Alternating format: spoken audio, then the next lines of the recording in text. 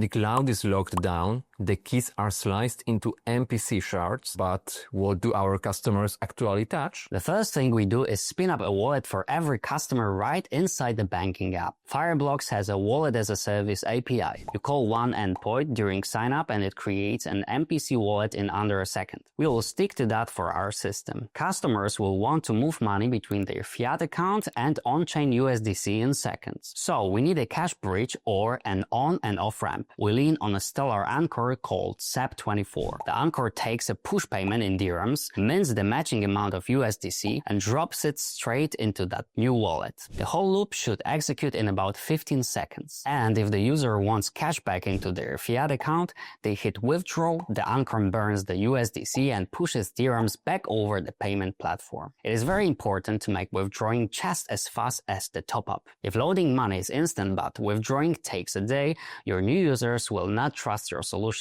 as much as they could. Our conversation has for now been very technical, especially in relation to blockchain. Obviously, we do not need and do not want to scare users with crypto jargon. Therefore, we'll keep two balances on the dashboard. Available balance in, for example, dirhams and digital dollars in USDC. Behind the scenes, the app posts Fireblocks for wallet history and horizon for pending transactions. But the user just sees a normal ledger and a green tick when it settles. We want people to use this wallet for payments, that is the whole point. But how do we achieve it? The payment screen will look like in any other wallet app. The user picks a contact or scans a QR code. We reuse the phone number payment platforms like Ani already use and map that number to the person's Stellar address. QR usage is exploding in the Gulf with year-to-year growth of more than 200%. So we will write on an existing habit. We will also add an optional memo field. Businesses need references, invoice numbers, VAT IDs, and notes for reconciliation. We will keep a 140-character memo off-chain, but link it to the transaction hash to satisfy business need without putting personal data on a public ledger. Customers can now send USDC to one another inside our app, but we need to speak to other banks, card schemes, even SWIFT. Otherwise, our shiny rail is an island. Let's start with banks that don't run Stellar. We can bridge through anchors, regulated gateways that swap bank money for on-chain tokens. Suppose a customer in Dubai wants to pay her cousin in Bahrain. Our UAE anchor takes dirhams through Ani, mints USDC on Stellar, then Bahrain anchor redeems the USDC into dinars. Anchors matter because they give user local cash in and cash out. Without them, tokens would be trapped in wallets. But what if the cousin wants euros, not dinars? That's where path payments come in. Stellar lets us send USDC and deliver EuroC in a single atomic hop. USDC to Lumen to EuroC, all inside one transaction. The network locks in the exchange rate, so neither side takes volatility risks.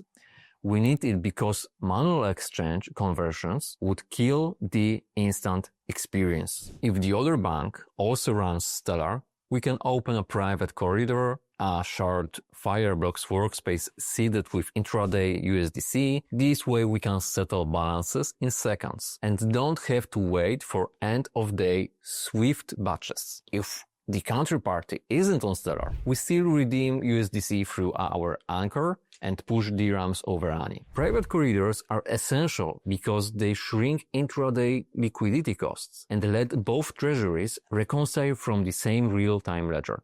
To give merchants access, we need to integrate with Visa's and Mastercard's API. Visa already settles merchant acquirers in USDC on several chains and is expanding chain-agnostic support. Mastercard's crypto credentials maps blockchain addresses to aliases. Tapping those APIs lets a cafe accept USDC while still receiving dirhams overnight. Card scheme hooks matter because they turn our rail into spendable money, not just a P2P tool. Swift's 2023 tokenization pilot with UBS and Chainlink proved you can slip an on-chain transaction hash into a GPI message without breaking the Swift schema. A Swift GPI message is a standardized Swift MT message that includes additional tracking information. It allows financial institutions to track the payment in real time, even if it undergoes a currency exchange. We'll take the hash horizon returns for every USDC transfer, embed it in the GPI payload, and our operations team will still see the familiar dashboard. Keeping GPI in play matters for two reasons: no retraining for staff and an unbroken audit trail for compliance reviewers who already rely on GPI end-to-end tracker.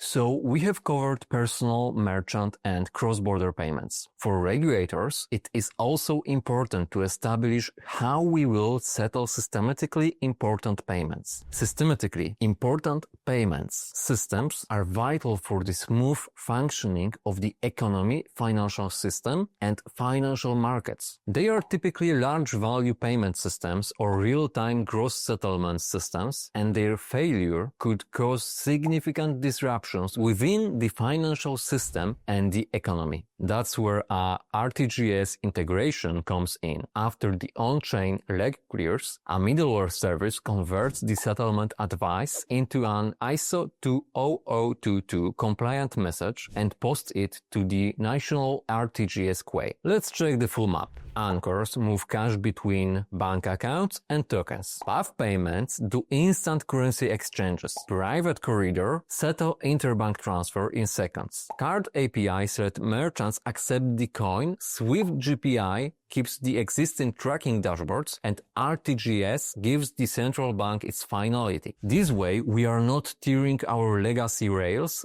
we are laying faster, cheaper tracks underneath them. That way, treasurers, merchants, regulators, and customers all keep the workflows they trust, while we deliver faster 24/7 cross-border settlement. Let's establish how we will roll this out.